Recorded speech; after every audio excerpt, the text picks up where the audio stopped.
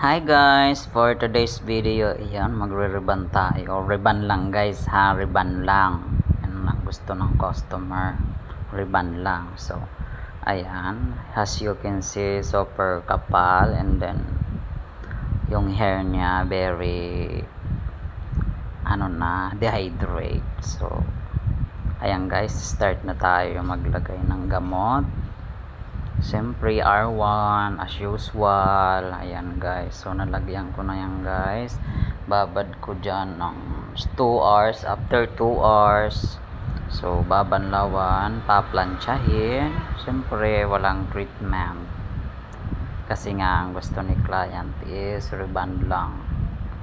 So ayan guys, di ko nilagyan dyan yung dulo kasi medyo delikado siya. So mamaya ibababad ko siya mga 5 minutes. So ayan na guys, after natin siya ma-ribbon, mababad ng nasa 3 hours. Ayan na guys, halos 8 hours natin yung ginawa.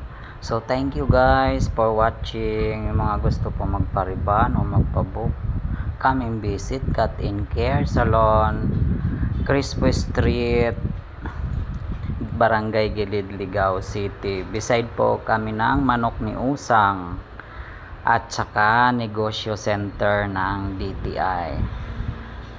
Punta lang kayo guys, marami kaming promo. Thank you.